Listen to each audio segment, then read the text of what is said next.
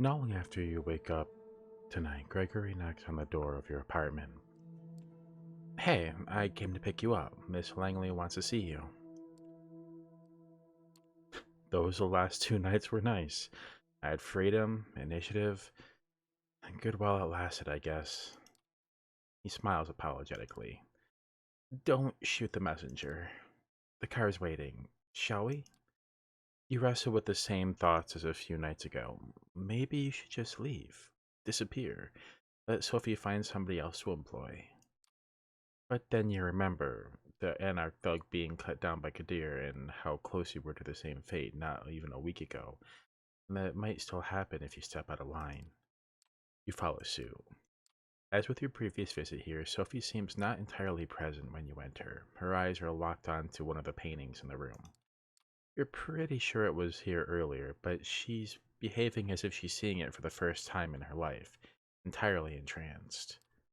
Gregory clears his throat. Sophie turns to the both of you, a bit of irritation on her countenance, then soon gives way to a pleasant, warm smile. You're here. Excellent. Thank you, Gregory. Her driver leaves and she turns her attention to you. I hope you had a good few nights and made some new acquaintances. But I have to say, I'm happy to see you, Amanda. Thank you for coming. The change in mood of the room is so sudden and startling. It makes you clear the true power of vampiric charisma. Rationally, you know you're being manipulated, but you don't even care. Her eyes, her emotions, her entire language all feel 100% genuine and expressing legitimate interest in you and your well being. I have a request for you this night. I need you to find somebody for me and make a delivery. She points to the statue at the side of the room. You notice a plain looking flash drive lying on the edge where the inanimate archer's bow touches a pedestal. The man you'll be looking for calls himself Kaiser. He has eyes and ears all over New York, and it's rare for something to happen here without his knowledge. I'll need you to take this flash drive and bring it to him. In exchange, he will give you an address in which I need to know as soon as possible. You're about to ask what's on the drive, but Sophie proves to be one step ahead of you. Oh, and don't worry about the contents. They're encrypted, a precaution for if the data falls into the wrong hands. But it won't, correct? She gives you a smile that just a handful of nights ago would make you feel like melting.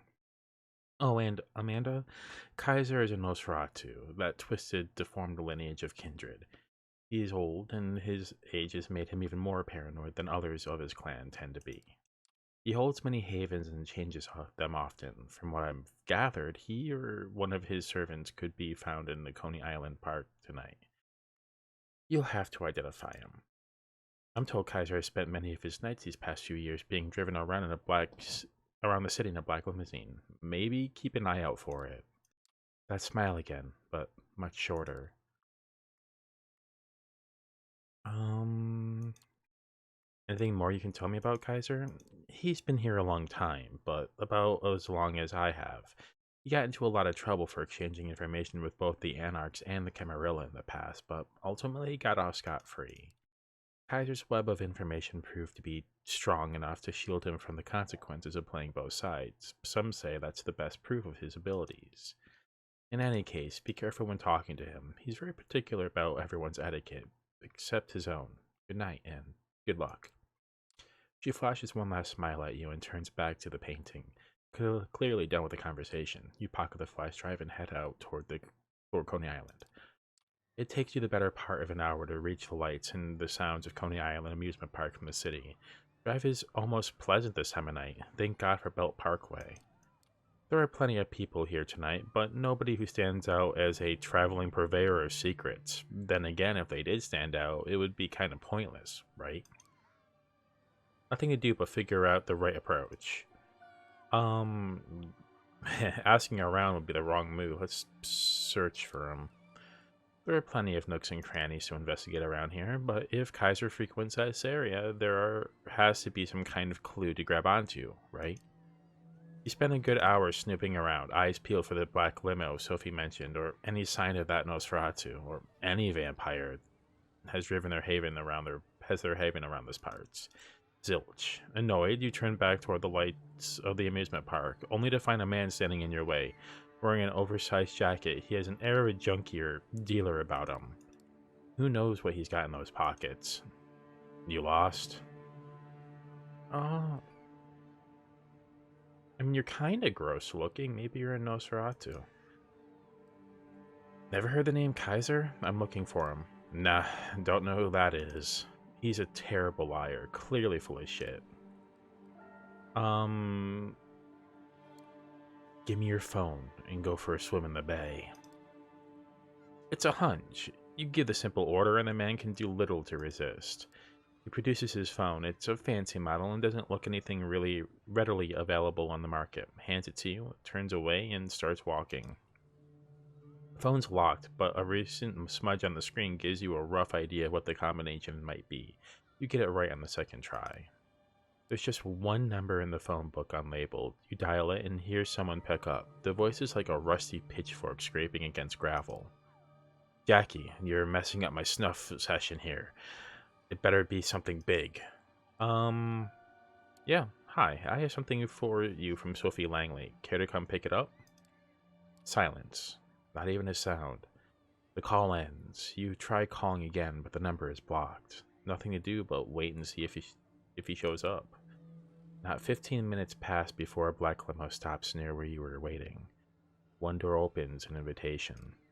The inside of the limo used to be a luxury lounge, a kind with a stripper pole and a bar full of alcohol, but it currently contains none of that. Instead, there are monitors and consoles.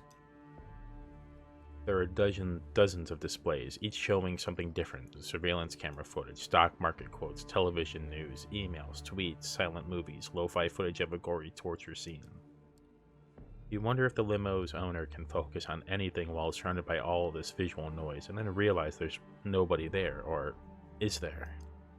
A man blinks into existence on a covered leather couch, attempting to maintain something that approximates a regal presence. You're 100% sure it's Kaiser.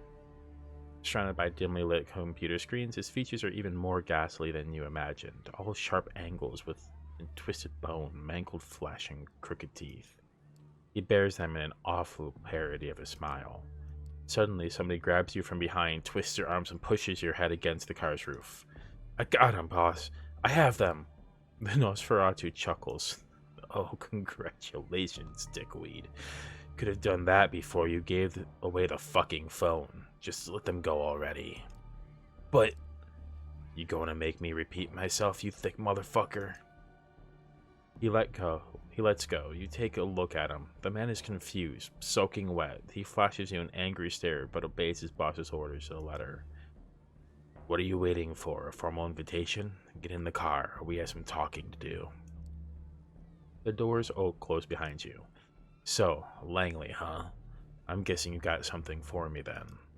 You reluctantly pull the flash drive from your pocket and slowly pass it to Kaiser.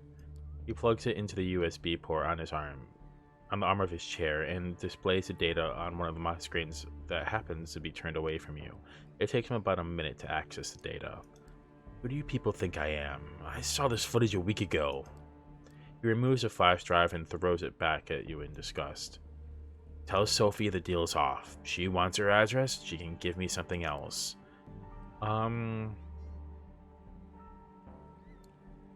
You take on the most persuasive voice and amicable stance you can in what basically constitutes as a layer of megalomaniacal monster. Jeez. Come on, man, don't send me back empty-handed. Take the data and honor the deal. It'd mean a lot to me. The sound the Nosferatu produces is supposed to be laughter, you think. You're pretty sure he'd fall over and die at any second if it's anything other than that. Oh, wow, look at me. I'm so pretty and well-spoken. I'm gonna feed you this bullshit and you're gonna cram it in and ask for seconds. Who the fuck do you think you are? You know what I should do to you for trying to pull that trick on me? I should mutilate your face and rub sulfur into the wounds, rip your tongue out and use it to stuff a fucking turkey. Only, see, I'm in a gracious mood tonight. Plus, I hate turkeys. They disgust me. So I'm going to give you a chance to make this little transgression up to me. I'll contact you. Maybe I'll even throw in that stupid address so Langley can shove it up her cunt. Right now, unless you want me to get really pissed off, you'll show yourself out. You're pretty sure you're done here. You get out, close the door behind you, and the car immediately starts backing up. The opaque windows slide past you, and soon the limo is on its way. Kaiser's Wacky is nowhere to be seen, so you make your way to the car and drive back, wondering what tomorrow brings. The hunger calls to you. The city's skyscrapers, a seemingly never-ending sprawl of the boroughs. It's all a prison. You need to get out. You need to take back control over your life this instant. The memory of your sire's frosty blue eyes mocks you, tempts you to show your dominance, to prove you have the guts to take what you want. Feeding, that's just the thing. Coaxing, no, ordering. A mortal to bend to your will, drinking deep from their lifeblood. Faces pass you by, while some look more ravishing than others, any would do right now. You compose yourself, your rational mind fearing a blatant breach of the Masquerade's temporary hold over the beast and its compulsions. Calming yourself is a small victory in and of itself. This semblance of command will have to do for now, but it won't last. You need to quench this hunger before it overtakes you and makes you lose control.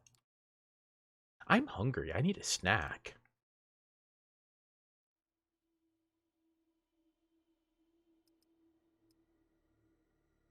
We should, this man, this woman, we should talk to her. We need to talk to her. You make your way through the Grand Army Plaza, passing the Soldiers and Sailors Memorial Arch. You can't help but feel a tinge of nostalgia as you picture the place as you've seen it countless times in broad daylight, teeming with life. You quickly get over it and pass through the northwest gate into the Prospect Park. The park has its usual maze of unkept foliage and dimly lit alleys.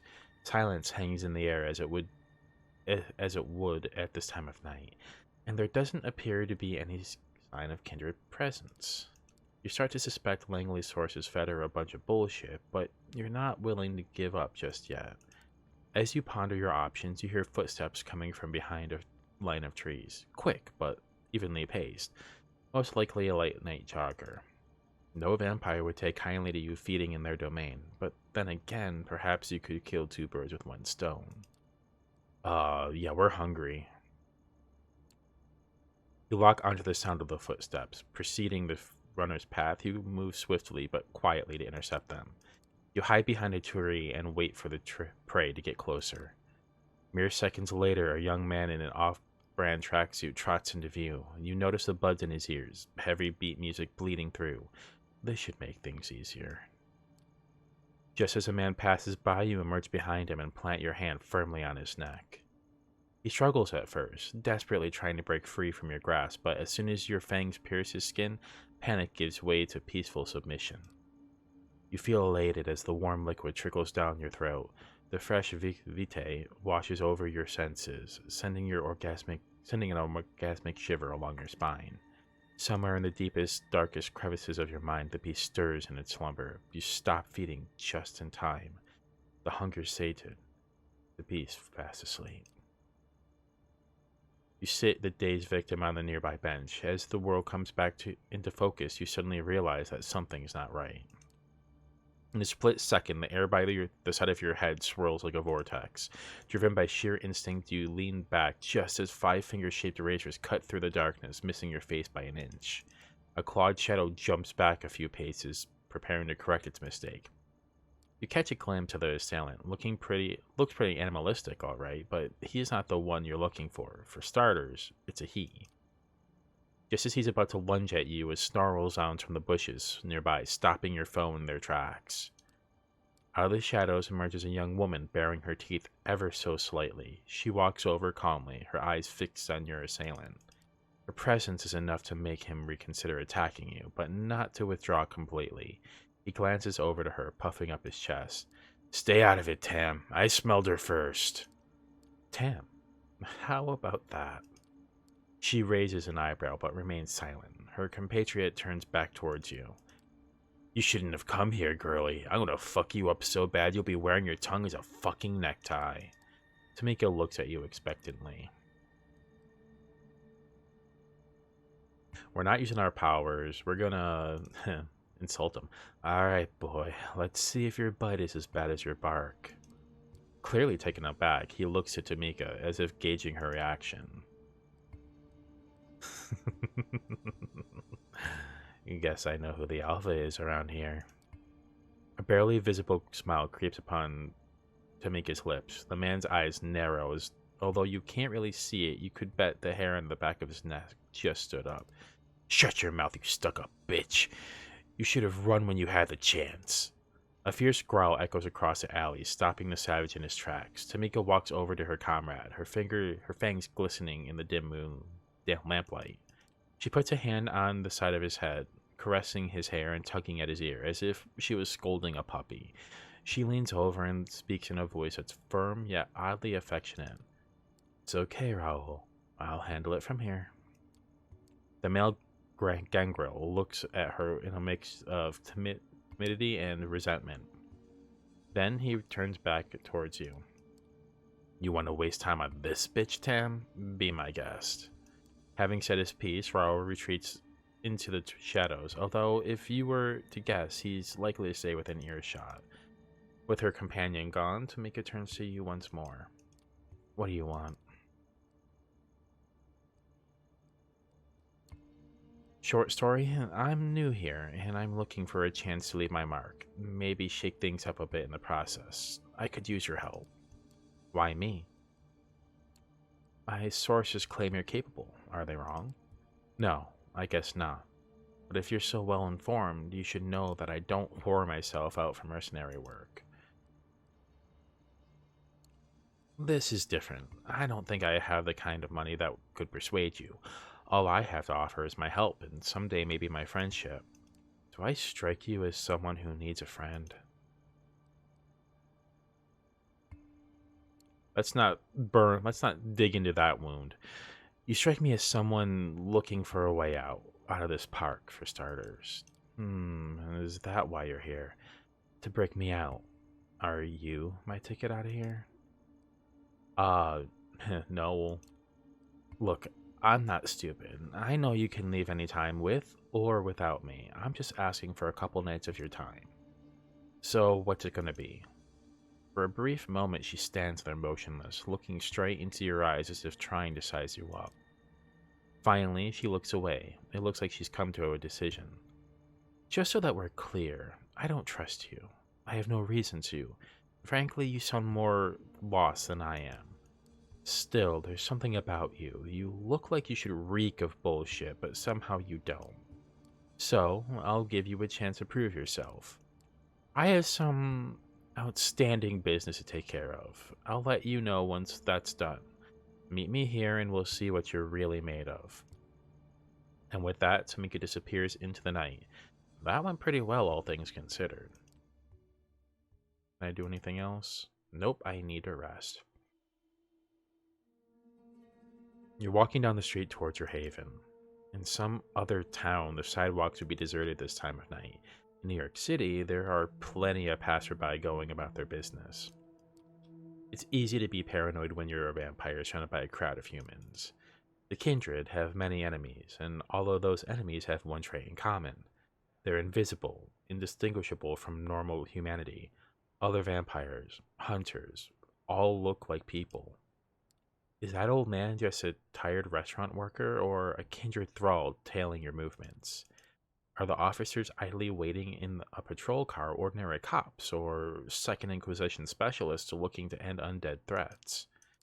This kind of thinking leads to madness, but you can't shake the feeling that someone is watching you. It's not the first time you felt like this. Whatever this is, it's probably something you have to take care of. Best case, someone is tailing you. Worst case, you'll be attacked and killed. Unfortunately, being undead has its limitations. The sun is coming up soon and you'll burn to a crisp if you stay out on the streets.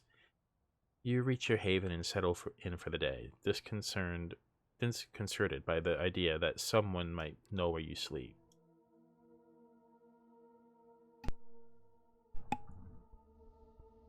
As you wake from your slumber and emerge from the haven for the night, you notice a familiar face on the other side of the street, standing on the corner and looking straight at you. It's Kaiser's lackey, from who you or met recently, Jackie. He nods to you, encouraging you to approach. You can tell he's guarded and suspicious after what you made him do the last time you met. His hands are outside of his pockets, though. A sign of goodwill? That's close enough. Let me guess, this isn't a social visit. Kaiser sent you. Don't say his name out loud, idiot. He takes a look around just to make sure nobody's listening in on your conversation. Yeah, he sent me. I'm supposed to give you this. He produces a crumpled piece of paper from his jacket pocket and hands it to you. Read it, memorize it, then give it back here. It's a letter. The paper might just be a page ripped out of a spiral notebook, but the writing on it is exquisitely detailed and deliberate. It reads, "Time to square your debt with me. Go to the wine shop at 232 Mulberry Street and ask for the 1821 Special Reserve Donatello Negro Amaro. When they tell you they don't have it, say you are a fidel servitor della famiglia G. Those are exact fucking words, and make sure you get the G right. You'll get a bottle, just take it and leave by saying grazie.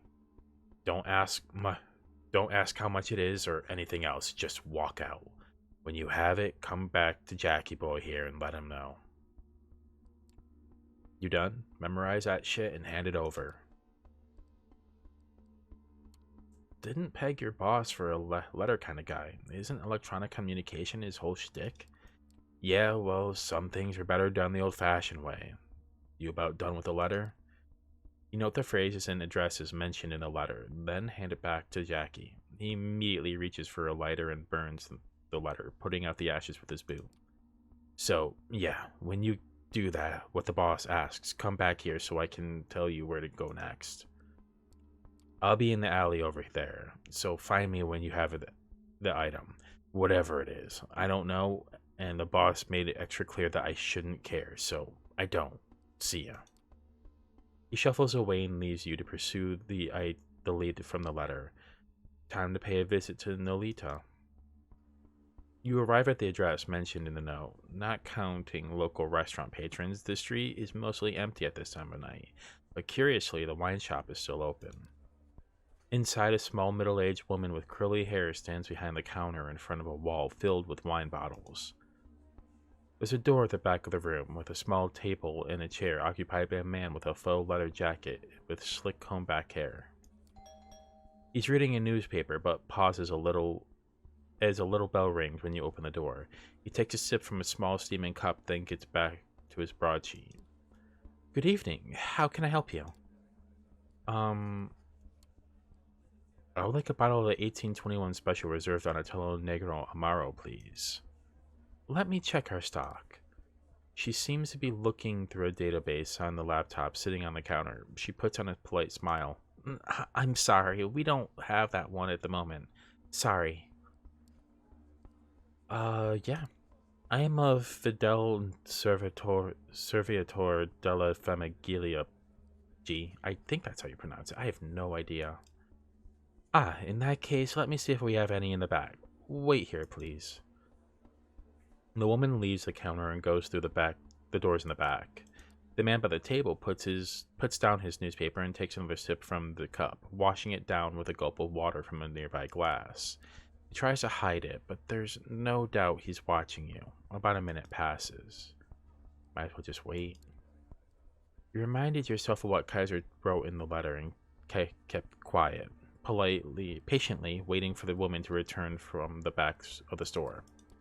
The man finishes his drink and starts doodling on the newspaper, his eyes darting to you every so often. Doors at the back of the store open, and the proprietor emerges with a small, unlabeled squat bottle of crimson liquid. She gives you an apologetic smile.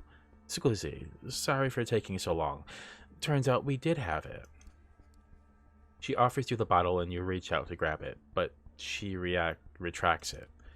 You do know what this is, don't you? Well, this is a wine shop, so it's wine, surely. Well, of course, the best kind of wine. Enjoy. She winks at you. Deciding you push your luck far enough, you nod and exit the store, then take a brisk walk to your car. Nobody follows as you leave Nolita and drive back to your apartment. It takes you some time to find a parking spot, but you finally get out of the car and start looking for Jackie. He's not far from where you parted ways just under 2 hours ago. Got the goods? I sure do. Cool, stand by. Gotta make the call. He takes a few more steps into a narrow space between the two buildings and takes out the same high-tech phone you saw him carrying last time. Hey, boss. Yeah, they have it. Where do I point them to? Okay.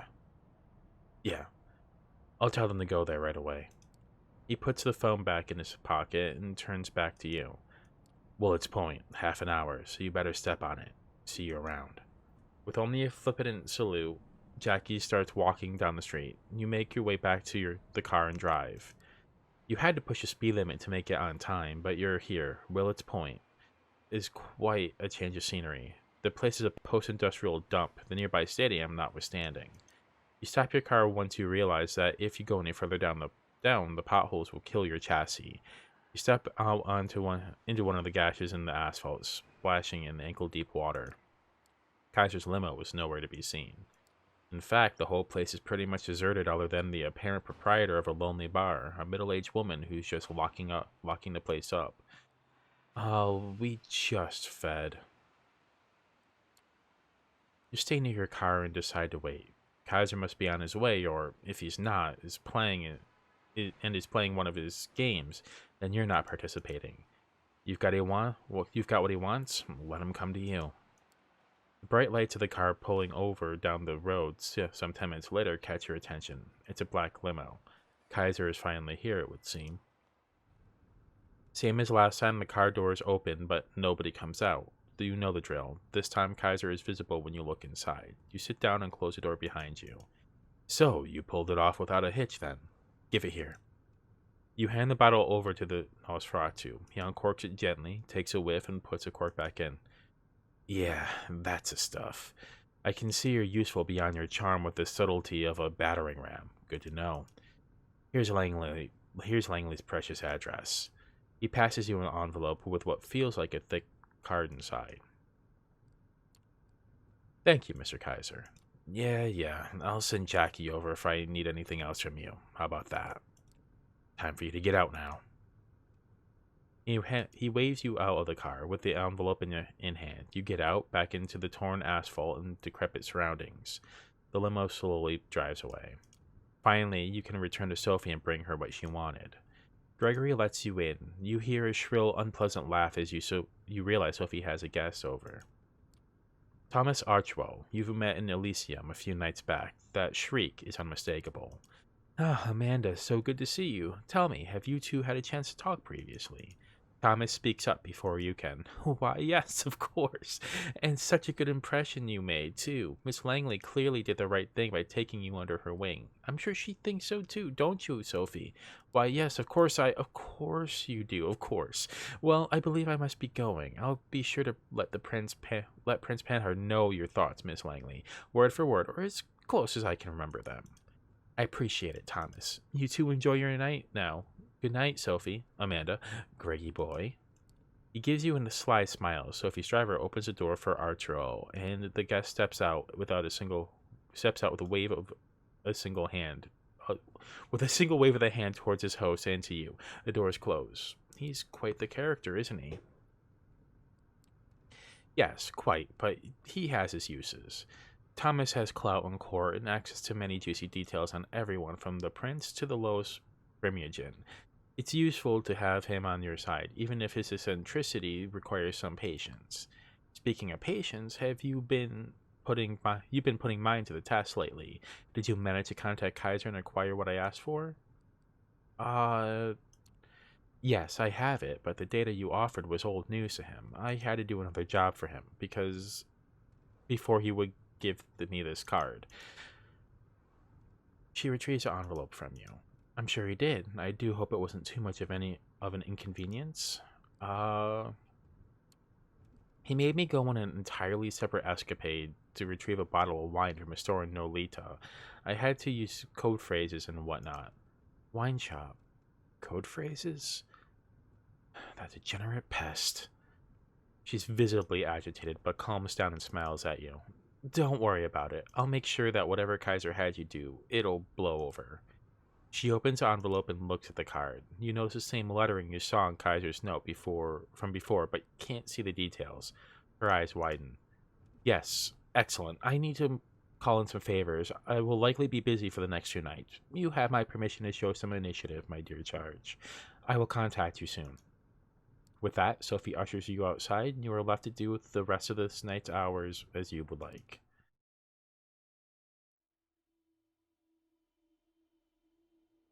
We have kept this person waiting a long time, so I guess we'll go talk to him real quick.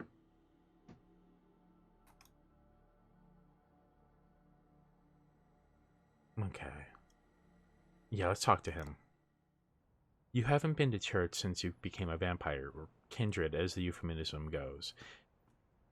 You had a previous you had to focus on concrete practical things like survival and feeding. You've learned the essentials of the vampire experience, but you don't really have a clear idea of what it all means.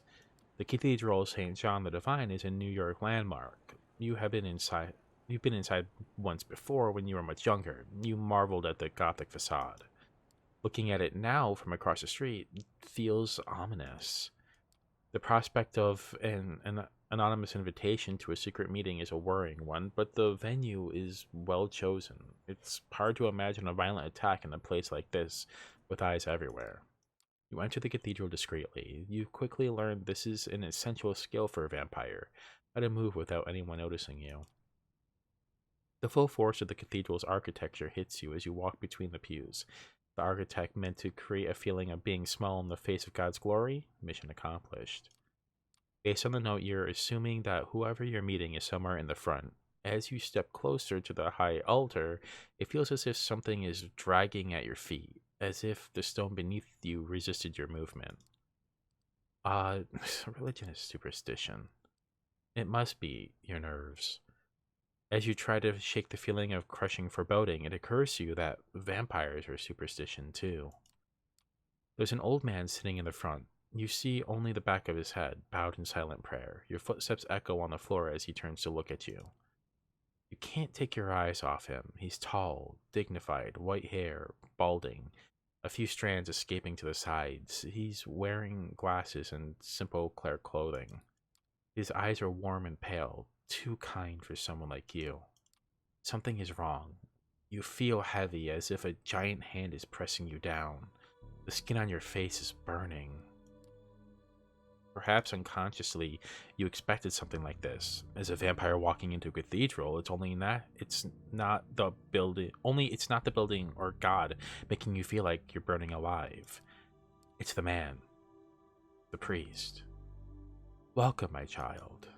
The priest's tone is kind, but the rising panic inside is telling you that kindness is not meant for the likes of you. The only way to understand these painful feelings is to push forward and confront the priest. As you step closer to the priest, panic rises inside you. The emotions are hard to control: fear, anger, pain, all trying to wrestle you in different directions away. Can I help you? Are you okay? The priest talks to you like he would a lost vagrant who has chosen to enter the house of God. How are you doing this? I'm afraid I don't understand. It's simply too much. You mutter something incoherent in reply. You don't sound like a vampire, an undead being made powerful by immortal blood. You're just another sad, confused, lost soul. You turn around and stagger away, only feeling like yourself once you're back on the street outside. You stand on the sidewalk confused and scared. No enemies seem to be attacking you. The priest didn't follow you. The night air is wet with the smells of the city, the same as every night. How did it feel? You look at the man speaking to you. He's well dressed, if a little archaic. Dark-haired, handsome, like a character from an old movie. He smiles as if he knows something you don't. You glance around. There are people on the street. You don't appear to be in immediate danger. Why does it hurt so much? That's a question I wanted to talk to you about. Let me introduce myself. I am Benoit? Hold on. Let me actually look it up real quick.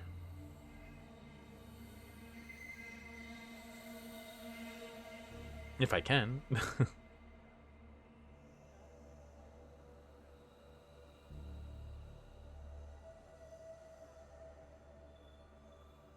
Come on, bring up my keyboard. E-N-O-I-T.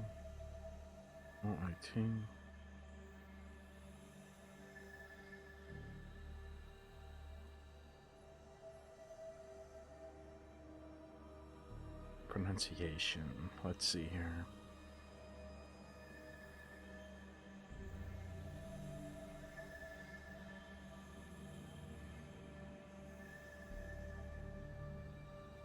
It looks French or Italian. I just don't know how to download the Domino's app. No. I don't. I'm good.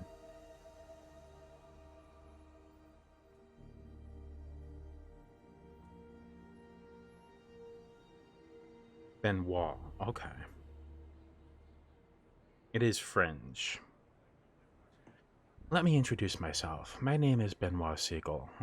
We share many things in common, even if you don't know me. Benoit offers his hand to you. Sure.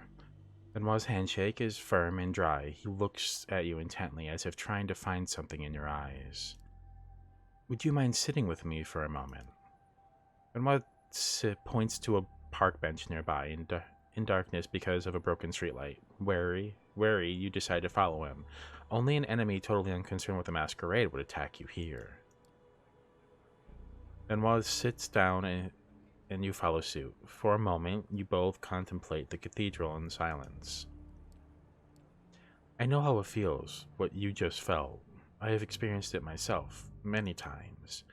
For a moment, you consider how to respond. It's clear Benoit sent the invitation to come here and orchestrated this little setup. What's the point? Why did you go to the trouble of getting me here? We share a connection, you and I. I'll explain it later, but right now, the important thing is that it's much easier to show than to tell.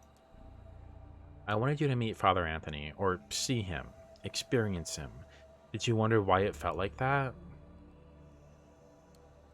At first, I thought it was because I was in a church, but then I realized it came from him, the priest. I think you're right. It does come from him. It's his faith that makes you feel like that. He's safe in his belief while you are the one of the damned. Do you ever wonder what the role of the vampire is? Do you ever wonder what's the role of the vampire in God's creation? You stop to think. Of course you've wondered about this is all about. Whether it's about God or nature, you don't really know what being a vampire means. That's trouble with a masquerade. A human faced with a human problem can go online and find something that helps. You can't. The masquerade means that everything if there is to know about your condition, is secret, hidden away. You're left relying on the unreliable opinions of people like Benoit. Suddenly, Benoit takes your hand and presses it against his chest. He stares into your eyes and you feel his heart stop. My heart no longer beats, yet I move. I talk. Is this how God intended us to be? Whoa, I don't believe in the supernatural. There's a natural explanation for all of this. We just don't know it. Maybe there is. I don't know either, but I know that Father Anthony's faith is real. Sometimes I'm skeptical too, but in Father Anthony's presence, I know faith is real. I know it because it hurts so much. But perhaps you have questions about faith in our kind. How do you know any of these stories are true? I don't.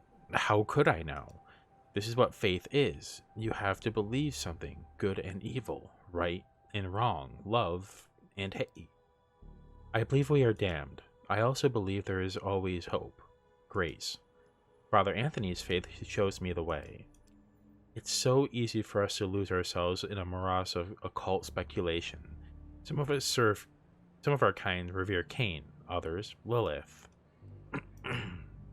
Many in the Camarilla place their faith in the invisible guidance of the Methuselahs, who are supposed to watch over us.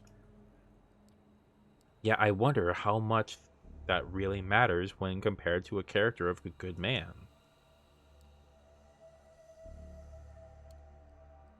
Did you have anything else, or did I come here just to talk about religion? I know it's overwhelming. It was for me when I first met Father Anthony. I know there are others like him, whose faith shines like a beacon. Priests, old ladies, children. Anyone can have that conviction inside them. This is too much. You expect me to go along with all this insanity? Benoit nods patiently. Let's meet again in a few nights, here at the cathedral. We can talk more after you thought it through. You leave Benoit sitting in the shadow of the cathedral contemplating what lies within. It would be easier to ignore his words without the reality of what you just experienced. Father Anthony was holy. You know that to be true. But what does that mean? It means we're never going back to church. That's what it means. Jeez. Um, we could do that. Wait. Oh, I need a rest. Okay.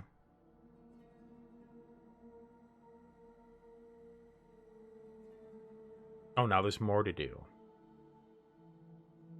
There's a sleazy reporter from a gossip magazine sniffing around Sophie's haven. She could use your help with the problem. Sure. Why not? The streetlights filter into the apartment in a stark white glow as if someone were shooting a movie outside. The art pieces display a tasteful expense entirely fitting the image you have of Sophie. It feels as if 1,000 sins have been committed on these premises, though most of them under the benevolent hospitality. Sophie comes to greet you as you enter the living room, shaking her head. You understand that people judge me based on how you dress, don't you? Sophie looks at your clothes as if resigned to your satirical limitations. I've tried to dress inconspicuously because of the masquerade. That's very sensible of you. I suppose I should commend you for that. Sophie walks to the window and looks out, the streetlights playing on her features. She reminds you of a queen contemplating the unfortunate limitations of her subjects. You'd think that as a vampire, at least we wouldn't have to worry about the vultures of the press. Unfortunately, when you have power and ability, there are always parasites trying to feed on you.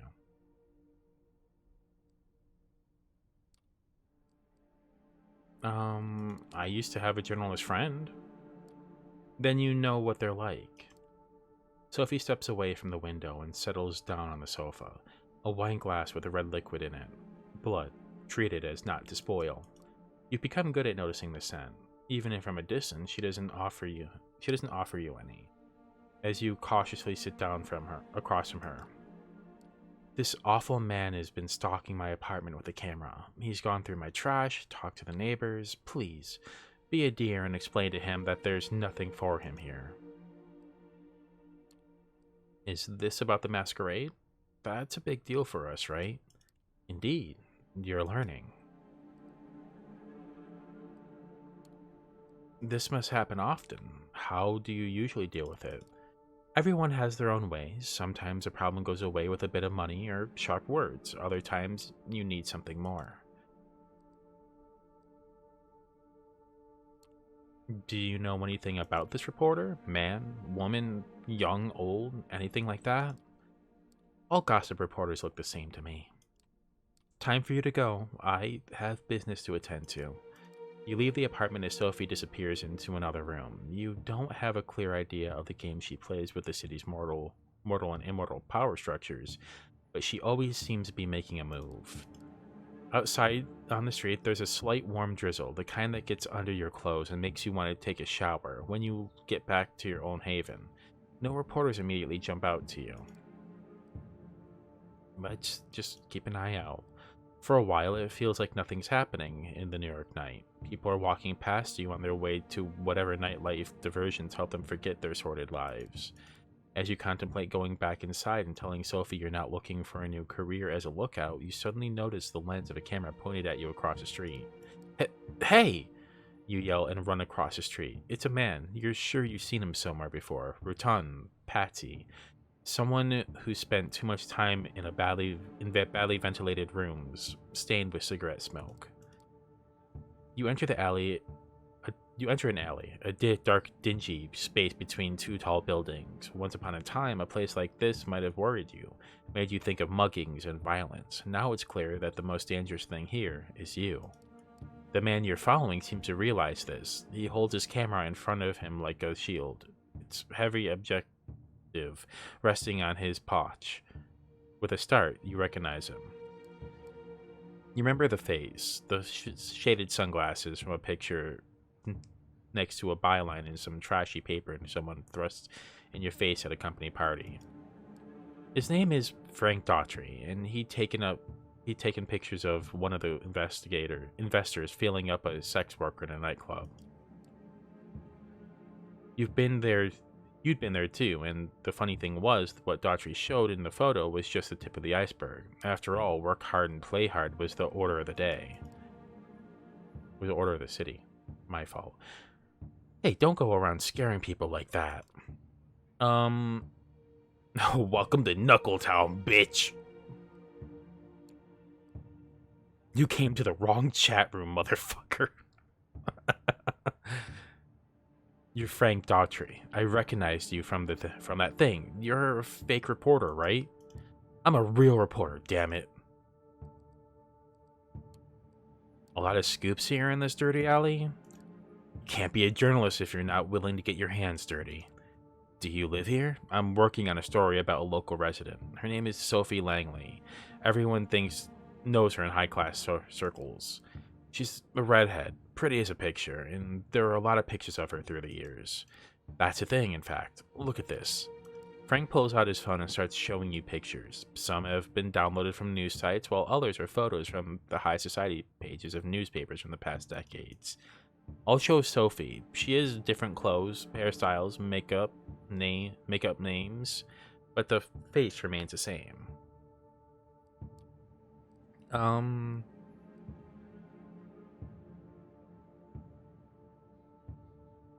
So you're a stalker of some sort? Come on, I'm just doing my job. So why does this matter? Maybe it doesn't, but people are always interested in staying young.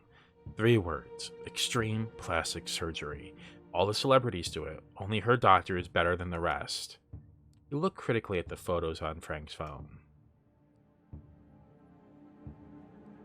I mean, we're playing dumb here to keep him from suspecting anything, so you think she's like 70 and plastic surgery makes her look 30?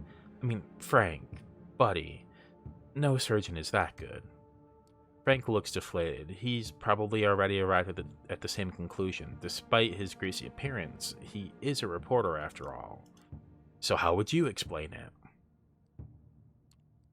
Have you considered the possibility that those pictures are a hoax? Sure, anything can be a hoax, but I dug up these old newspapers from the archives myself. I got to have something usable. I mean, I don't want to beat him up. I don't really want to use my powers against him because he just seems like a poor, run-down old reporter dude. Legal action. Frank, I'm trying to help you. I'm trying to give you something you can work with. Take it. Frank is clearly taken aback by the change in your tone, but he's a gossip reporter. He's used to people trying to push him. Look, I'm a reporter. You can bluster, but you can't hide the truth. I'll tell you one more thing about Sophie. She's good at suing people. Do you think you can afford a lawsuit? This job is all I have. Don't do this to me. This is just business, Frank. You became a problem. That's all. Frank is taken aback at the brutality of your tone. He has been intimidated many times before, but he also knows that sometimes the threats are real. This time he senses you're not kidding. He's just an aging man trying to salvage a career. You win. I hope you and Sophie Langley have a happy life.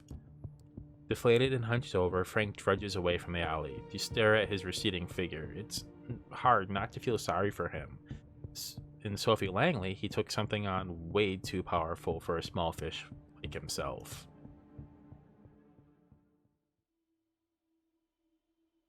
No, I don't have to rest yet. I really don't feel like talking to you again, Benoit. Not yet, at least. Somebody's watching me. Before I do that, maybe we should go check up on our friends. You know what to expect when you return to the small bookstore serving as Agathon's Haven. The cacophony of occult imagery assaults you from the book covers displayed on the window, but under the fake facade, there's something real. This time, the Buddhas and satanic Bibles of the storefront seem almost funny, or perhaps you've just started to tune into the dry humor of these Tremere. Just as you're about to ring the doorbell, the door opens and Agathon storms out. You step aside just in time to avoid having him stumble into you. Amanda, what are you doing here? Look, I came to help you, like last time. Oh, fine. You're right. Follow me. As he turns to go, Agathon almost looks pleased that you're here. Agathon walks to his car with you in tow. It didn't occur to you last time, but it's a surprisingly pedestrian vehicle, an aging middle-sized family sedan. You imagine what it would look like with a baby seat in the back. Opening the door to the driver's side, Agathon notices your look. Laugh all you want, but it's inconspicuous and practical. You sit in the car as Agathon starts driving in his usual careful style. At least you'll never have to get stopped by traffic cops. It seems Agathon is not interested in small talk. Let's just stay quiet. You decide that it's best to let Agathon drive in peace. Agathon is very comfortable driving in silence. You look out the window, wondering at the ordinary lives of the people you pass by. Suddenly, Agathon snaps you out of your reverie. Yes. Let me ask you something, Amanda. Do you enjoy the hunt? Oh, not really. Kind of jumping people in the middle of the night. That poor guy that was just out for a late night jog. He's gonna wake up and be like, shh, bruh. No, I just can't get over the fact that I used to be one of these people. The prey, a short time ago. Even if it feels good in the moment, in the long run, it doesn't. I know how that feels. Many kindred are suspicious of the Tremere, but I believe that we are on the verge of discovering something that will be a great boon to our kind. For a second, Agathon sounds so sincere you take a look at him to make sure he isn't joking. Doesn't seem so. You exit Manhattan over the Brooklyn Bridge and soon reach the site of a nightclub that seems to be your destination. It's on the riverfront, a converted former warehouse. After Agathon parks the car, it's time for you to enter the nightclub. You glance at the Tremere evaluating him. It's obvious this is not his kind of place. You may have worked in finance, but your colleagues got into some crazy shit if they did enough cocaine. You're not a party girl, but you don't stand out in a nightclub. Agathon does. There's a good chance the research notes are in there. You're not certain what you're looking for is here? Nothing in life or death is certain. There's a line into the club. It looks like a popular spot, even if, based on the crowd, this is not exactly a place for supermodels and celebrities. You join the line with Agathon. He looks uncomfortable, as if he had hoped that you could somehow get in faster. Let's not forget the masquerade. It's better if we play it cool. No risk of blowing our cover. Just two club goers waiting in line. Fine. You're right. Let's not make a spectacle of ourselves. You stand in line for 15 minutes and eventually get past a bouncer and step inside. The music beats down on you, bringing with it memories of a human existence. The first time you went dancing with friends, when you flirted with someone on a dance floor. This time, it's different. You are a predator, and everyone around you is prey. Tightly packed, twitching sacks of blood and tissue. You sense the emotions all around you. Blood tinted with happiness, lust, rage, jealousy, love. A buffet of sensations. Focus. Keep an eye out for trouble while I look for what we came to find. You nod and follow. You nod and follow Agathon through the throng, trying to ignore all the warm flesh and circulating blood around you. Eyes on the prize. You came here to help Agathon, and that's what you'll do. Agathon wades through the dancing people with purpose, but you have no idea how he is searching for missing research notes. Perhaps he's using the enhanced senses of a vampire or some esoteric sorcery. At least he seems to know what he's doing. Juno. You swerve to avoid a drunken man who was just about to spill beer onto you and try to see what Agathon is looking at. A young woman, intense, purposeful, a little out of place at a nightclub just like you and Agathon. Let me guess, she's after your research notes too? They're not my research notes, but yes. The woman Juno elbows a drunken man out of her way and points a finger at Agathon's face. Agathon, you traitor, don't you dare stand between me and what's mine. You look at the woman in surprise. Her appearance stands in contrast with the anger in her words. Juno, you know Aisling will never let you leave with the notes. Perhaps she will let you leave at all. Juno pulls close to Agathon's face and stage whispers loudly enough for you to hear her over the music. You're so brainwashed that you care about what Aisling fucking Sternbridge wants? I'm done jumping through her hoops. I don't know what I saw in you, Agathon. You're such a lapdog. She's your ex? The girlfriend in the no. Brainwashed.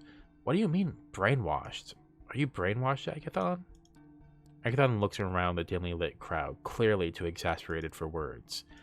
That's what they do in the pyramid, recruit us into loyal little soldiers for the Council of Seven, but no more. That's not the same thing as brainwashing. I work with Aisling out of my free will. Are you seriously telling me that Aisling asked you your permission before she turned you into a fucking vampire?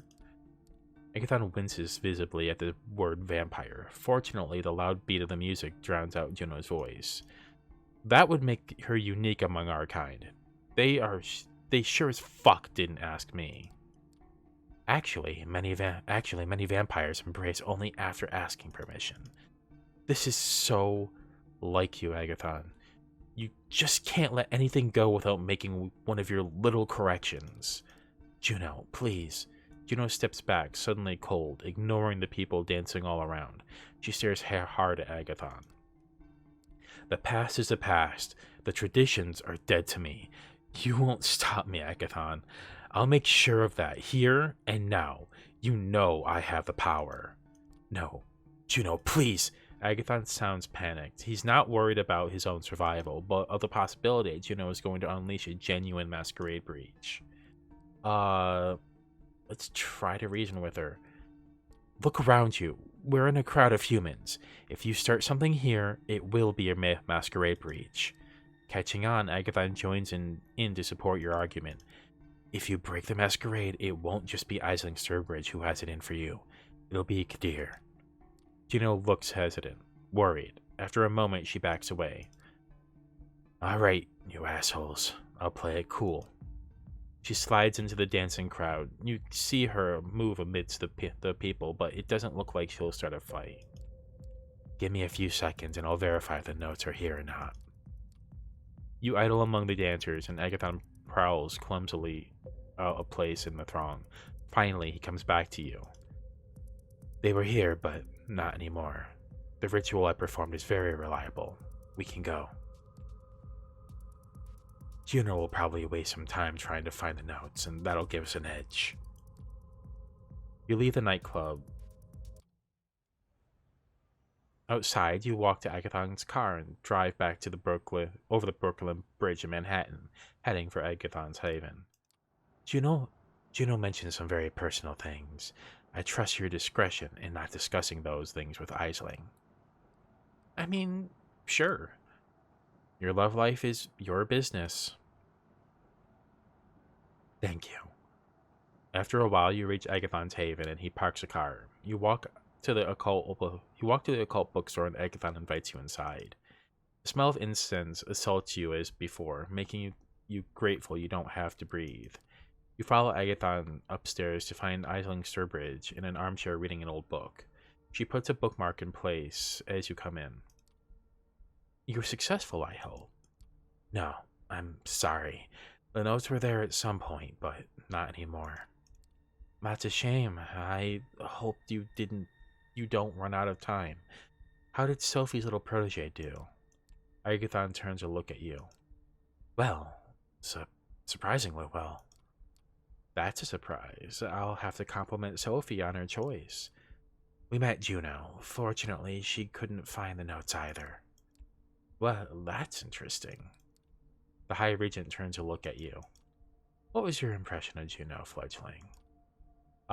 She was mad. She was very angry. I don't know what you people did to her, but she's pissed. What we did, careful now, fledgling. She made her own decisions, bad as they were. Anyway, I have something to discuss with Agathon. Run along now. You leave the occult bookstore, that cheesy mystical music still in your ears as you walk away. You wonder about what happened with Juno. Why is she so anxious to leave her clan? Can she really do that? Could you leave Sophie's service if you wanted to? I need to rest. So let's rest. Kadir Al-Assami, the sheriff of New York, is knocking at your door into your haven. The sight comes as more than a little shocking. If he had business with you, you'd either expect to see him already inside or never see him coming at all. Yet, there he is, on the other side of the peephole, patiently and politely waiting for you to let him in. You carefully unlock the door and face him in silence. Evening, may I come in? You simply stare at him.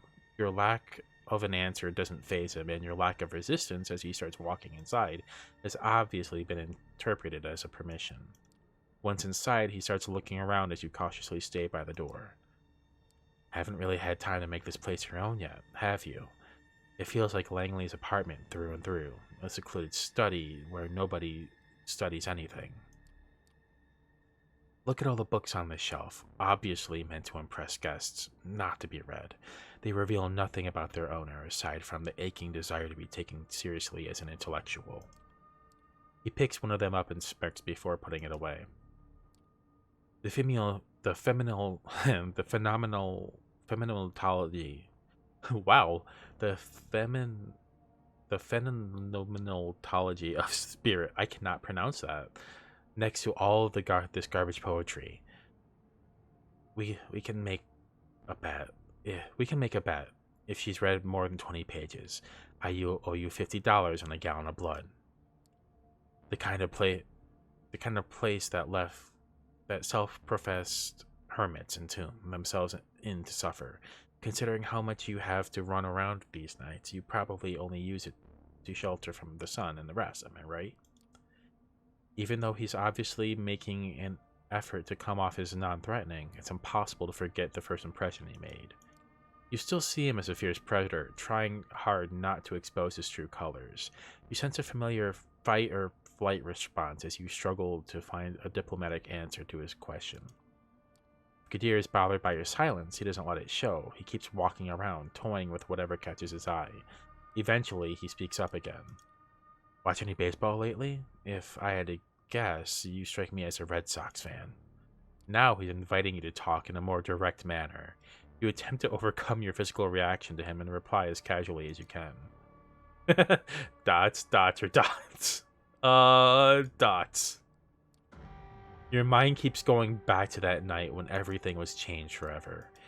Waking up in hell with a body next to you, spending a night in that underground sweatbox, unsure of what will happen next. That endless car ride, 3 strikes, a bloodthirsty crowd, that blade. A rebirth, a baptism by fire, a frightening executor who made sure that flame scarred your spirit. Oh no, yes, he gave me dots. As you look into his face, you realize he's read the emotions from yours. Not in the mood for to exchange pleasantries. There's no animosity in his voice. He's just stating a fact. Let me get straight to the point then. He momentarily stops caring about his surroundings, turning all of his attention to you and demanding the entirety of your attention in return. You see, there's something I've realized over the years. In large part, I may have been hired to look menacing with a sword, but my job is about seeing through bonds and relationships. The Camarilla would be safe as long as its members adhered to certain social contracts, making their dealings and affinities plain for everyone to see. But that, obviously, remains a pipe dream. This is a community of born conspirators, overly ambitious gangsters and politicians, monsters in denial, and all sorts of tragically broken individuals. They are driven by desires that make them incompatible with the Masquerade, incompatible with prolonged survival of the Camarilla, incompatible with the methods I use to operate. And so I am doomed to be like a cop, constantly insulted behind my back, maybe for a good reason, but immediately called for help whenever someone loses their tableware. Or like Agatha Christie or like an Agatha Christie protagonist, outwardly assisted by everyone but constantly lied to about everyone's pasts and motivations, even if my failure to solve the mystery might be the end of us all. He tries to sound like he's peacefully resigned to his fate, but it's easy to detect a tinge of regret in his voice. A voice belonging to someone who once had bigger ambitions than this. What broke him? So you see, for this detective, the who why done it is far more important than who done it or how done it. When you understand all the players and their mutual obligations, you easily understand every crime. But of course, the kindred know it, so they devise ways to make my job much harder. Just like conspiracies between two unrelated actors that depend on scratching each other's backs for mutual secrecy. Or they enforce a blood bond to make someone unexpected their thrall, a boss serving their employee, a rebel serving a tyrant, just because one is regularly being forced to drink another's blood. What has Sophie seen in you? Why does the prince keep asking me about your actions? How come you're being pushed to build your own coterie so fast? You are surrounded by unclear motivations which you yourself don't understand. That unnerves me, and it should unnerve you as well.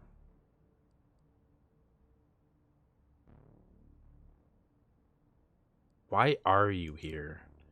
This monologue has gone on for long enough. Why are you here? What is this about? Finally, you manage to raise your voice. Kadir notices the effort and smiles softly. So you haven't gone mute since the last time I saw you. Good. Well, I'm here for a selfish reason. I need to develop a repertoire with you to better fulfill my obligations. The last time we met, I couldn't see you as my equal. Now that you've been accepted into the Camarilla, what choice do I have? I'd understand if you didn't want to see my face again, but I'm one of the faces of the New York City community as long as you're a part of it. It's going to be impossible to avoid me, especially when I have business with you, and I do. As you might have guessed by now, one of my tasks is uncovering and understanding your bonds, and one of them might endanger our community. Well, that's not menacing at all. Who is he talking about?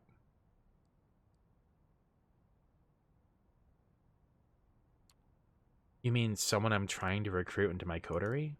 Kadir shakes his head. I'm monitoring them and they know it. If they're breaking the rules, they're doing it in the right way, meaning I haven't learned about it yet. Unless you might want to share something. A moment of awkward silence. Joking. Mostly. He produces a file from underneath his coat and passes it to you. This is our troublemaker. You open the file and see some printed photos. You freeze up as you recognize the face and are overwhelmed by a flood of repressed memories. Huh. Benjamin Newman. The asshole who made the last few years of your life a living hell. The sexual harassment, the mobbing, The way he kept delegating all his obligations to you without ever letting you reap the fruits of your labor. The way he stole your soul. Goddamn prick. You look up at Kadir expecting answers. Apparently, your company is in trouble. Lots of financial irregularities, and Mr. Newman is all too happy to testify that the employee who just suddenly disappeared is to blame. The story is as fishy as it gets, but your disappearance is being investigated, and a lot of people are searching for you. They attract attention to us, and as such, it must be stopped. Must be stopped sounds threatening. You dread thinking what he's planning. I'll arrange for you two to meet tomorrow so that you can straighten the situation out and say goodbye to your life you've forsaken. He'll arrange. What? Your eyes, your eyes must look like saucers right now. Usually, these matters are left to my discretion, and I can't think of an easier solution. The lost sheep reappears, takes care of unfinished business, and disappears, never to be seen again. Nobody cares. It's simple, it's clean, no contrived schemes, no unnecessary victims. And it gives me an opportunity to learn more about you as I observe. The neonites interact with kind. They used to hold dear. Their true natures are laid bare for everyone to see.